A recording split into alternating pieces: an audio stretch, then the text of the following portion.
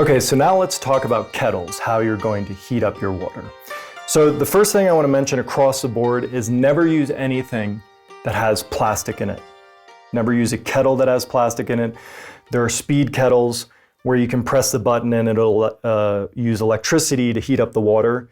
These are fine to use, but if you're going to use one, make sure it's glass and has no plastic that can touch the water, because at that temperature water, the plastic can easily leach into the water. So there are many different kettles that you can use, and I'll go through a number of them. Now, the first one I'll mention is a glass kettle, and this is actually the one I recommend that's best for starting out with for two reasons. One, it's super inexpensive.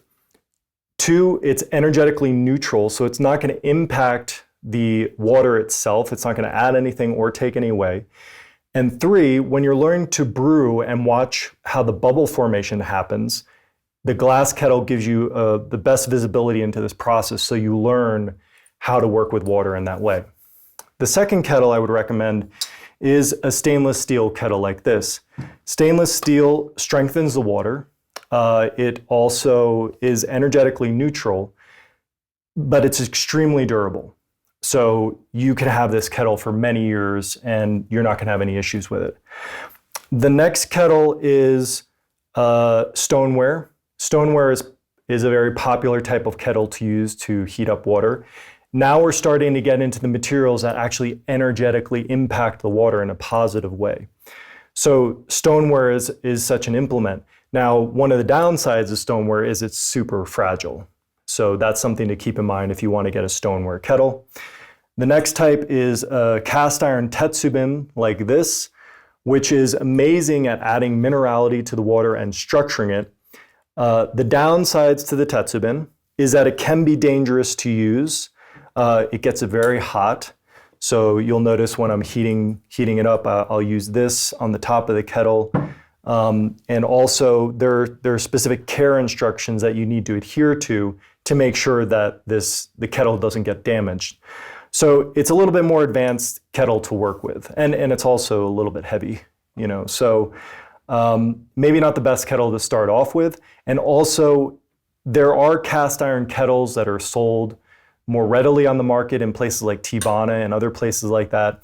And if you look inside, you'll see that they have an enamel coating on the inside of the kettle. You don't want that. If you're going to use a cast iron tetsubin like this, you want to make sure that there's no enamel coating on the inside and it's just raw cast iron and nothing else. The other thing I have on my table here is a thermos.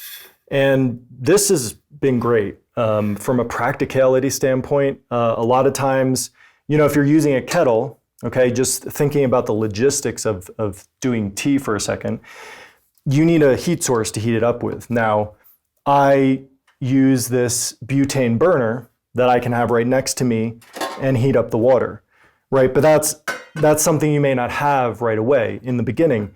You may just be using your stove to heat this up. So if you're using your stove and the stove is, you know, across the room, it's not really going to be practical for you to be going back and forth between the stove, especially if you have people at your table. And that's the situation in which these, in this case, a hydro flask or other type of insulated thermos helps out really well. Before your ceremonies, you could just fill up like 3 of these and get your, you know, have it be boiling and really hot in here. And then you can just have it next to you, and in your ceremony, just pour directly out of this. So super practical and super functional, not necessarily ideal from a visual standpoint or even a structure standpoint. It won't add anything or take away anything from the water, but the water will cool over time. So you wouldn't, if you're brewing aged teas, you're not necessarily going to get your hottest brew out of a thermos like this. But in a pinch, it's a great thing to be able to use.